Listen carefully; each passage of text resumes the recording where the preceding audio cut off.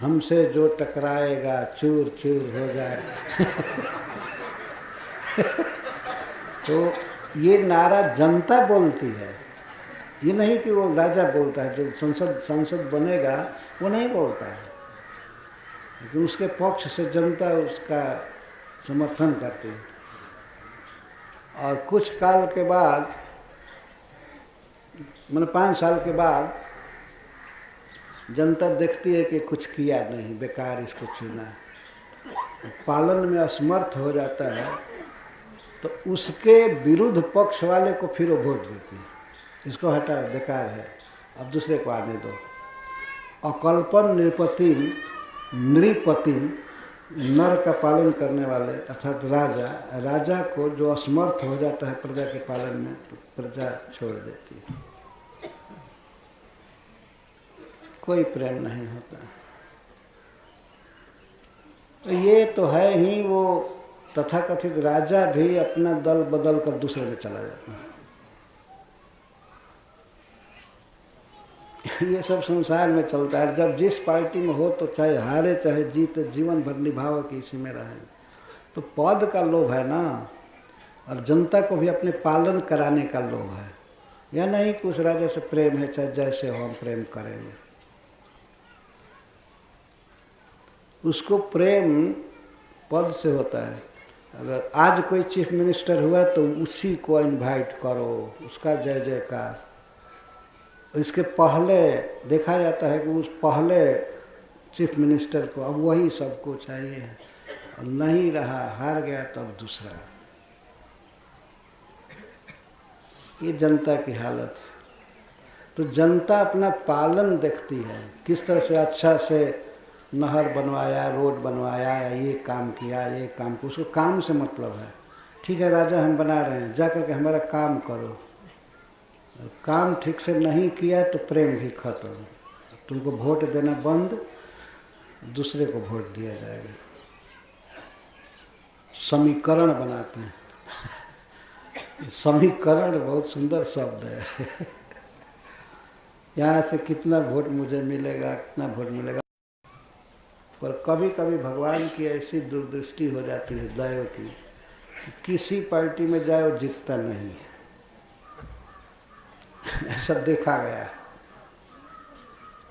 तो अंत में हारे को हरि नाम, भगवान की शरण ही एकमात्र आश्रय है। हरे कृष्णा कृष्णा कृष्णा हरे हरे, हरे राम। तो शुरू से ही यदि भगवान की भक्ति की जाए तो अच्छा है ना, कि दुनिया का लात खा करके तब भगवान की शरण में। पर किसी भी तरह से अच्छा है। अगर दुनिया का थपेड़ा, तमाचा या लात खा करके भक्त हुआ तब भी ठीक है, और शुरू से ही हो गया तो वो भी ठीक है, वो तो और उत्तम है। कहने का आशय ये है कि इस संसार में कोई भी प्रेम स्थिर नहीं है, और बंधुओं से भी नहीं है। गोपीजन जिस स्तर से बोल रहे हैं उस स्तर से ये कहा जा सकता है कि बंधुओं में भी प्रेम नहीं, पिता से प्रेम नहीं है, भाई से प्रेम नहीं है, पत्नी से प्रेम नहीं है, माँ से प्रेम नहीं है। नहीं तो कितने माता पिता वृद्ध हो जाते हैं, दुख भोगते रहते हैं, और पुत्र खबर भी नहीं लेता है। कभी फोन कर दिया यही काफ़ी हुआ। फोन इसलिए करता है कि मर गए कि जी रहे हैं, फोन इसलिए करता है कि विदेश की बात में कह रहा है। वहाँ पर ओल्ड हाउस होते हैं। ओल्ड हाउस का मतलब है बूढ़ों के लिए घर। तो अपने घर पर वो नहीं रखते हैं माता पिता को, विदेशी लोग प्रायः। इंडिया के लोग जो हैं वो थोड़ा रखते हैं, लेकिन वे भी अंग्रेज़ों की चाल सीखने लगे धीरे धीरे। माता पिता बूढ़े हो गए और ये गए हैं काम पर, तो माता पिता को ओल्ड हाउस में रख दिए। और अमेरिका में एक फादर डे आता है, एक मदर डे आता है, पिता का दिन और माँ का दिन। तो फादर डे के दिन फादर को फ़ोन कर लेंगे, हेलो कैसे हो, क्या बस हो गया। मिलते तो कम लोग हैं, है ना, कुछ मिलने नहीं जाते। कम से कम फादर डे के दिन मिलना चाहिए। उनको कपड़ा ले जाना, मिठाई ले जाना, फल ले जाना या फूल का गुलदस्ता ले जाना, भेंट करना। कुछ लोग जाते हैं लेकिन ज़्यादा लोग जाते नहीं है, फ़ोन कर लेते हैं, हेलो हाउ आर यू, तुम कैसे हो। तो जो भी वो बोलता होगा बेचारा। कुछ लोग तो गाली देते हैं कि अरे नालायक, मैं जैसा हूँ क्यों पूछ रहे हो। जन्म दिया पिता, माँ ने पालन पोषण किया, जन्म दिया, लेकिन उनकी सुधि नहीं रखते। और क्या कह देते हैं, कभी कभी इस्कान में लोग कह देते हैं माता पिता माया है। माता पिता के चक्कर में नहीं फंसना चाहिए। और घर छोड़ कर गया किसी शहर में और महामाया को अपने साथ रख लिया, वो माया नहीं है। शास्त्र तो सब कहता है कि पत्नी माया है, स्त्री माया है ना। माता पिता माया है तो कोई शास्त्र नहीं कहता। लेकिन ये लोग बोला करते हैं माता पिता नॉन डिवोटी हैं, भजन नहीं करते हैं। सबसे भजन करने और कराने वाली वही माया जो उनके साथ है, वही है ना। सबसे बड़ा आचार्य भजन में तो हरिदास ठाकुर ही हो गई है। क्या उल्टी बुद्धि लोगों की हो गई।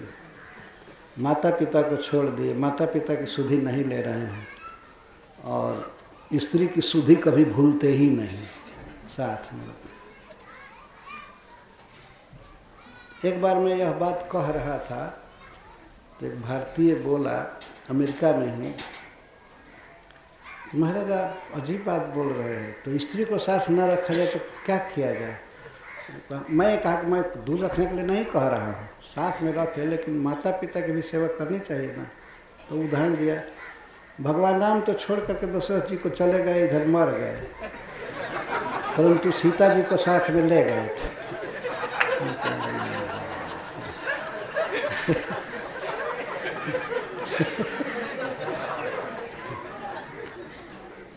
तो भगवान राम अपनी इच्छा से चले गए थे कि पिताजी ने कहा था, वर दिया था ना कैकेयी को, तो 14 वर्ष जो वनवास हुआ वास्तव में दशरथ जी का ही दिया हुआ माना जाएगा। तो अपने पिता के सत्य की रक्षा करने के लिए भगवान 14 वर्ष वन में चले गए।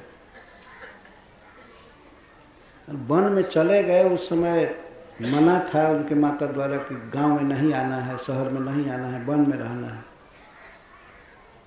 और भगवान को क्या पता था कि 4 दिन में ही राजा दशरथ तड़प कर मर जाएंगे।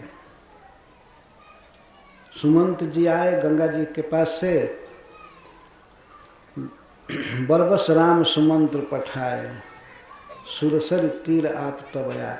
तो वहाँ से सुमंत जी को भेजे मंत्री को। सब मिलाकर के 4 दिन भगवान भ्रमण किए थे। तो 14 वर्ष के बदले 14 दिन वन में घुमा करके लाना था। सुमंत जी को दशरथ जी ने आदेश दिया था, वन दिखा करके घुमा करके लाना। लेकिन सुमंत जी जब पहुँचे, महाराज दशरथ बिल्कुल मरणासन थे, मृत्यु शज्या पर। जब सुने कि राम नहीं आए तो उस राम राम कहते हुए भगवान के विरह में उन्होंने शरीर छोड़ दिया। जीवित थे तो भगवान का मुख कमल देखे और भगवान के विरह में मर करके अपनी मृत्यु का श्रृंगार किया। उनका अच्छा मरण हुआ, भगवान के धाम में गए। तो इस प्रकार ये तर्क ठीक नहीं है कि भगवान राम स्त्री को साथ में लेकर के गए। स्त्री को ले गए थे तो भाई भी ले गए थे ना, भाई को भी ले गए थे, क्योंकि दोनों हठ किए थे कि हम जाएंगे नहीं तो मर जाएंगे। भगवान राम से दोनों यही कहे कि हम आत्महत्या कर लेंगे, हम जिएंगे नहीं, आपके बिना जी नहीं सकते। तब भगवान ने कहा कि परिहरि सोच चलो हूँ बन साथ है। ठीक है, चिंता मत करो, चलो मेरे साथ। भगवान ने सीता जी के लिए भी देख लिया कि हठ ही राखे राखा ही नहीं प्राणा। अगर मैं हठ पूर्वक अयोध्या में इसको रखता हूँ तो फिर प्राण नहीं रखेगी, मैं उधर वन में जाऊंगा, इधर हत्या कर लेगी, मर जाएगी। और लक्ष्मण जी भी ऐसे ही थे। उन्होंने साफ कह दिया कि यदि आप मुझे त्यागेंगे तो मेरा क्या बस है, लेकिन मैं जी नहीं पाऊंगा। तब भगवान ने कहा ठीक है, चिंता मत करो, चलो मेरे साथ। तो दोनों को ले गए। लेकिन जब ऐसी बात मैं कह रहा था कि माता पिता की सेवा नहीं करते हैं, तो लोग तुरंत भगवान राम बनते हैं कि राम तो अपने वाइफ को ले लेकर के वन वन में घूम रहे थे और पिताजी को छोड़ दिए तड़प कर मरने के लिए। भगवान की नकल इसी में करते हैं, यही आदर्श है उनके लिए। वो दूसरी स्थिति थी वास्तव में, लेकिन आज के युग में जो माता पिता का ध्यान नहीं रखते हैं वो दूसरी स्थिति है। अपने सब बना बना कर खाते हैं जहाँ तहाँ, होटल में, रेस्टोरेंट में, और माता पिता क्या खाते हैं सबको पता है, बहुत रूखे सूखे भोजन करते हैं। वस्त्र आदि भी ठीक से नहीं दिया जाता है। कुछ पुण्यवान पुत्र हैं संसार में जो माता पिता की सुधि लेते हैं, सेवा करते हैं, समय समय पर भेंट करते रहते हैं। ऐसे भी लोग हैं। और कुछ में श्रवण कुमार का गुण होता है, माता पिता की भक्ति। माता पिता की भक्ति बहुत श्रेष्ठ कार्य है। मैं ये बोल रहा था, मैं तो ये बता रहा था कि माता पिता के प्रति भी, अपने बंधुओं के प्रति भी, पत्नी के प्रति भी कितने लोगों का प्रेम नहीं होता है। लेकिन गोपीजनों का जो प्रेम है श्याम सुंदर के प्रति, उसकी प्रशंसा ब्रह्मा जी किए हैं, उद्धव जी किए हैं, देवता धन्यवाद दिए हैं। इस संसार में सबसे पतिव्रता, सबसे शुद्ध कोई नारियां हैं तो गोपियां। इनके समान शुद्ध कोई नहीं है। राधा रानी के विषय में कहा गया है कि अरुंधति और अनसुईया इनसे पातिव्रत की शिक्षा लेती है, उदाहरण देती हैं। अरुंधति वशिष्ठ जी की पत्नी है और अनसुईया अत्रि मुनि की पत्नी, सबसे पतिव्रता मानी जाती है। लेकिन ये भी पातिव्रत की शिक्षा राधा रानी से सीखती है। राधा रानी का ऐसा प्रेम है और इसी के अनुसार सब गोपियों का है। फिर भी मान में है तो संसार का ये सब उदाहरण दे रही हैं। केवल कृष्ण छोड़ करके गए हैं मथुरा इसी पर। निस्वं त्यजन्ति गणिका अकल्पम नृपतिम प्रजा अधीत विद्या आचार्यम ऋत्विजो दत्त दक्षिणा।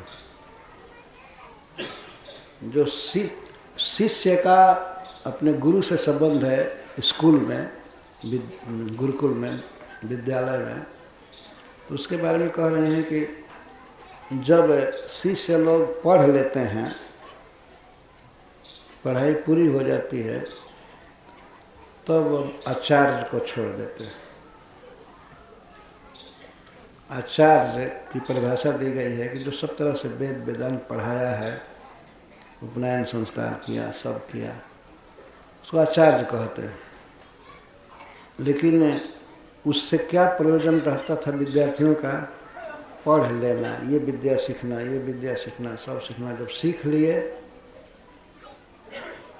तो अब अपना घर देखता है आदमी।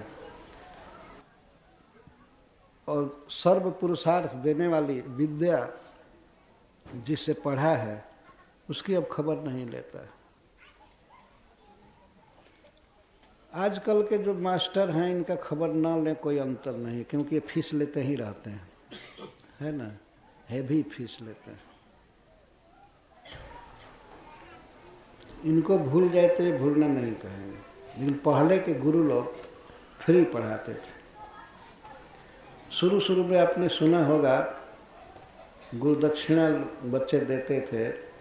एक बार तो पूरा पढ़ाई के बाद और उसके पहले हर एक शनिवार को गुरु के लिए कुछ ले जाते हैं, चावल, दाल, सब्जी, बस यही पढ़ाई का खर्च था। कई विद्यार्थी मिल करके गुरु जी की जीविका चलाते थे।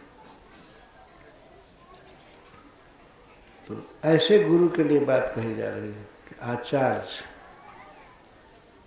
मन लगा कर पढ़ाए, भोर में ही उठ करके सबको पढ़ाते हैं। और ट्यूशन की परंपरा नहीं थी, ये ट्यूशन चल दिया है।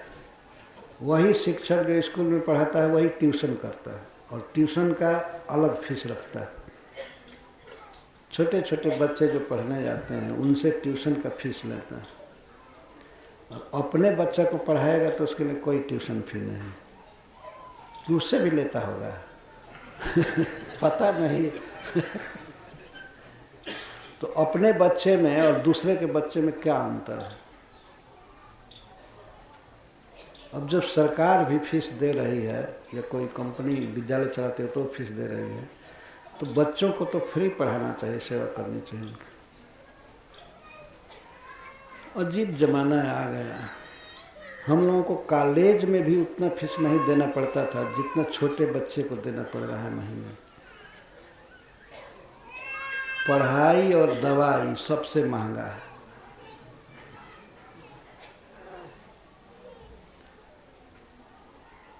डॉक्टर लोग रोगियों से खूब पैसा ऐंठ रहे हैं। रोग हुआ है तो उस बेचारे पर विपत्ति आई है ना, विपत्ति आई है, उसको दवा देना एक परम उपकार का कार्य है। 5 रुपये की दवा देकर 50 रुपये लेना, और जनता भी सोचती है पढ़ा लिख करके आया है, इसके पास बड़ी बड़ी मशीनें हैं, खर्चा कहाँ से आएगा। लेकिन इस खर्चा को जीवन भर निकाले रोगियों से, जिन पर दया करनी चाहिए। रोग से ग्रस्त है, उनका शरीर क्षीण होगा, क्या क्या होगा, और उन्हीं से इतना कड़ा फीस, इतना चार्ज करना, और मासूम बच्चों से इतनी कड़ी फीस लेना, ये सब निर्दयता है वास्तव में। ये फीस लेने वाले कसाई जैसे हैं, बहुत ज़्यादा लग रहा है पैसा वास्तव में। कैसे मानव समुदाय इस बात को नहीं रोक रहा है? माता पिता पर बहुत बड़ा भार बढ़ा हुआ है, बच्चों के पढ़ाने का चिंता लगी रहती है। पहले की बात कह रही है गोपियाँ कि लड़के पढ़ते थे आचार्य के यहाँ, रात दिन जग करके पढ़ाते थे। गुरुकुल में ही लड़के रहते थे, तो भोर में गुरुजी जगाते थे पढ़ने के लिए, जग करके लड़के पढ़ने लगते थे, पाठ करने लगते थे। तो इतना मेहनत करते हैं आचार्य उसके भविष्य के जीवन के लिए, लोक परलोक के लिए विद्या देते हैं, पढ़ाते रहते हैं, पढ़ाते रहते हैं। पर जब पढ़ाई पूरी हो जाती है, जब मतलब पूरा हो गया, तो आचार्य का त्याग कर देते हैं। कहीं भेंट होने पर प्रणाम करना भी कठिन हो जाता है। गुरुजी को गुरुजी कहने में भी शर्म आती है। ये संसार का व्यवहार है। अच्छा, विद्यार्थियों की तो ये हालत है। और ऋत्विजो दत्त दक्षिणा, ऋत्विक लोग बड़े ऊंचे ब्राह्मण पढ़े लिखे, इनको ऋत्विज कहते हैं। ऋत्विज लोग त्याग कर देते हैं जजमान का। कोई यज्ञ कराया, कुछ कराया, ऋत्विज कहते हैं यज्ञ करने वाले को। तो कोई यज्ञ कराया, कोई जजमान, और जब जजमान इन लोगों को दक्षिणा दे दिया, तब जजमान की सुधि भी नहीं लेते हैं।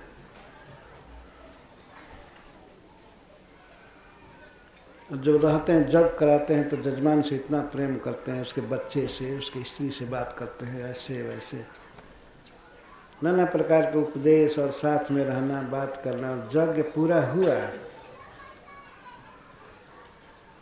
इसके बाद जजमान को फोन भी नहीं करेंगे। ऋत्विजो दत्त दक्षिणम जजमानम इति अर्थः। दत्त दक्षिण, दत्ता दक्षिणा जेन तम, जिसने दक्षिणा दे दिया। दक्षिणा जब तक नहीं दिया है तब तक दक्षिणा लेने के लिए उससे इतना प्रेम दिखाएंगे कि इसका मन खुश रहे और ये अधिक से अधिक बड़ा बड़ा नोट दे। खूब प्रेम दिखाते हैं, अच्छा से बात करना, मिलना जुलना। और जब दक्षिणा दे देता है, और दत्त दक्षिण का अर्थ है कि बेचारा पर्याप्त दक्षिणा दिया लेकिन फिर भी त्यजंती, ऋत्विजः त्यजंती, तो औपाधिक प्रेम हुआ। और प्रेम क्या, प्रेम का नाटक केवल रहता है। खगा वित्त फलम वृक्षम, पक्षी आकाश में उड़ते हैं, भूख से किसी पेड़ पर देखते हैं फल किस में लगा है तो उसी पर उतरते हैं और उस वृक्ष पर उतर करके फल खा लेते हैं। जब फल खा लिए, पेट भर गया तो उड़ करके चल दिया। उस पेड़ से कोई प्रेम नहीं है। खगा बीत फलम वृक्षम, बीत फलम जिसका फल बीत गया, और जब तक बीता नहीं है तो रोज उड़ करके आते हैं, खाते हैं फल। बरगद का पेड़ हो, पीपल का पेड़ हो या और कोई फल वाला वृक्ष, रोज आते हैं और कितना गुलजार करते हैं, चेंचे चेंचे चेंचे। लगता है कि अब यहीं रहेंगे, बेचारे वृक्ष का साथ देंगे। लेकिन जब बीत फलम, जब सीजन बीत जाता है, उसका फल खत्म हो जाता है, तब ये त्यजंती, त्याग देते हैं, उड़ जाते हैं। ये नहीं विचार करते हैं कि बेचारा इतना फल दिया है, इसके साथ रहें, रात बिरात साथ दें। पक्षियों के बैठने से वृक्ष अच्छा लगता है, वृक्षों की, पक्षियों की बोली अच्छी लगती है। लेकिन उनको कहाँ विचार है कि बेचारे वृक्ष ने हमको खिलाया है, फल दिया है और रहना चाहिए। बस बीत फलम हुआ तो उड़ जाते हैं, चले जाते हैं। जब तक फल नहीं है तब कोई संबंध नहीं। ये संसार की दोस्ती है, मित्रता है। खगा बीत फलम वृक्षम त्यजंती, और भुक्त्वा चाति थयो गृहम, और अतिथयः भुक्त्वा गृहम त्यजंती। गृहम मतलब गृहस्थम त्यजंती।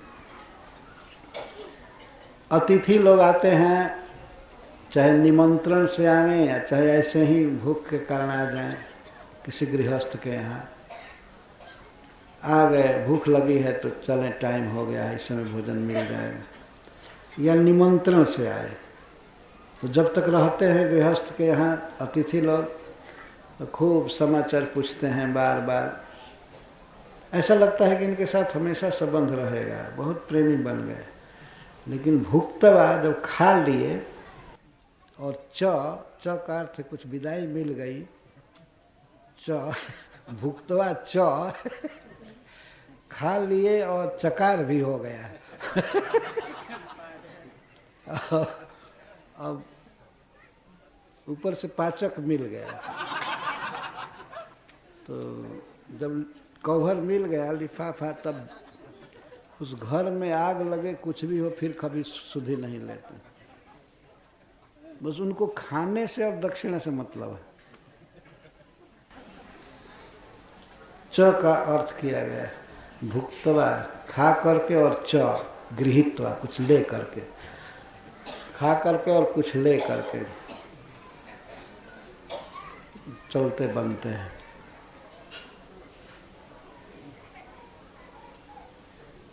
अब बेचारा बीमार पड़ा है, क्या हुआ है, कुछ नहीं। वही जब फिर से दक्षिणा की आशा हो जाएगी कि इस समय मिलेगा, तो फिर प्रेम बढ़ाएंगे। तब फोन उठा करके फोन करना, कैसे हैं, ऐसे हैं। और खास करके कुछ धूर्त लोग तो लिख लेते हैं जन्मदिन, उनके बच्चे का जन्मदिन, उनका जन्मदिन, विवाह का दिन, या बीए पास करने का कौन दिन होता है, बोर्ड पास करते हैं, तो उस समय जरूर फोन करेंगे। चिरंजीवी रहो, बहुत दिन भगवान लंबी आयु दे, ये करे वो करे, तो वो गृहस्थ ऐसा लगता है कि सच्चा प्रेम कर रहे हैं, लेकिन एकदम सच्चा प्रेम नहीं होता, वो केवल दक्षिणांत प्रेम होता है। दक्षिणा मिली और कवर मिला और खा लिए, बस उतने तक ही प्रेम। वो भी प्रेम का नाटक भी नहीं रहेगा। ये फोन ऑन करना तो नाटक ही है, लेकिन नाटक भी नहीं रहता है बाद में। तो इस संसार में वास्तव में किसी का किसी से प्रेम नहीं। कितना क्षणिक प्रेम है इस संसार में। सच्चा प्रेम तो वो है कि जिसका साथ दिए तो दे, चाहे गरीब हो जाए, कुछ भी हो जाए, पैसा मिले या न मिले, प्रेम इसको कहते हैं ना। दग्धम मृगास तथा रण्यम, और वन में जब आग लगती है तो उसमें रहने वाले पशु, हरिण आदि सब भाग जाते हैं, उस वन में नहीं रहते हैं। जब वन हरा भरा है, घास अच्छा से है, तब तो लगता है कि बहुत प्रेम कर रहे हैं, खाते हैं, बैठते हैं, फुदकते हैं, पशु चरते रहते हैं। और जब आग लगती है इस वन में तो कोई साथ नहीं देता है, सब दग्धम अरण्यम, दग्ध वन को छोड़कर भाग जाते। अब उस वन से प्रेम नहीं रहता। अब जो वन हरा भरा है वहां जा करके अब उससे प्रेम करते। एक बार एक भक्त पूछा कि तो जब वन में आग लगे तो क्या पशु सब मरे यही साथ देना है? तब क्या, जब सुख में साथ दिए तो दुख में देंगे, तब न मित्र माने जाएंगे। वन में आग लगे खड़े मर जाएंगे। जब हमारा इससे प्रेम है तो ठीक है, हम भी जलेंगे। तो अपने स्वार्थ के लिए प्रेम करते थे, चरना फिरना, उसी में खेलना बैठना। जब आग लगी तो सब भाग जाते। जारो भुक्त्वा रताम स्त्रियम, जारो भुक्त्वा रताम स्त्रियम। और जार पुरुष अपने में अनुरक्त स्त्री को भोग करके और फिर छोड़कर चला जाता, वो अतृप्त रह जाती है स्त्री। लेकिन ये तो संभोग किया और इसके बाद छोड़ करके चला, कोई सुधि नहीं लेना। तो इस संसार में ये देखा जाता है। ये 8 उदाहरण दी, ये 8 उदाहरण। ऐसे सारा संसार ही एक उदाहरण है। जो प्रेम करता है उससे भी प्रेम नहीं करता है, नहीं प्रेम करने वालों से तो कहाँ से प्रेम करेगा। माता पिता प्रेम करते हैं बच्चे से, लेकिन फिर भी माता पिता का उपकार भूल जाता है, उनसे स्नेह नहीं करता है। भाई का उपकार है, बड़े भाई का, और भी लोगों का उपकार होता है, मामा का, फूफा का, कई प्रकार से उपकार होता है। कौन याद रखता है, सब भूल जाते हैं।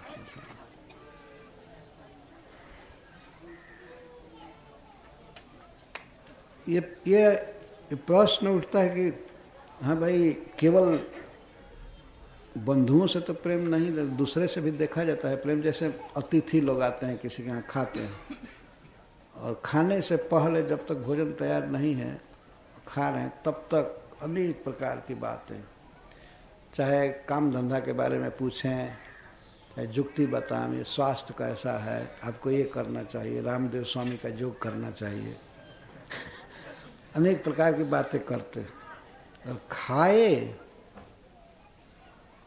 और गृहस्थ का 1 मिनट भी पूरा हो गया, वो कहता है 1 मिनट, 1 मिनट रुकिए। 1 मिनट रुकिए मतलब अभी ला रहे हैं, यही अर्थ है ना। खाने के बाद अभी 1 मिनट बाकी रहता है। जब उसका 1 मिनट पूरा हुआ इसके बाद अच्छा चलते हैं। अब तक प्रेम का नाटक करता है और इसके बाद चलते बनता है। ये सब जगह है वास्तव में, सारा संसार इसी में है। लेकिन भगवान कृष्ण का जो प्रेम है गोपियों के प्रति, और गोपियों का जो प्रेम है, इन सबसे परे है। वह सदा रहेगा, सुख में दुख में, सफलता में विफलता में, हमेशा वो प्रेम बना रहेगा। यही कहने का भाव है। तो इति गोप्यो ही गोविंदे गतो वाक्काय मानसः कृष्ण दूते ब्रजम जाते उद्धवे त्यक्त लौकिका। कृष्ण दूत श्री उद्धव जब ब्रज में आए हैं तब तो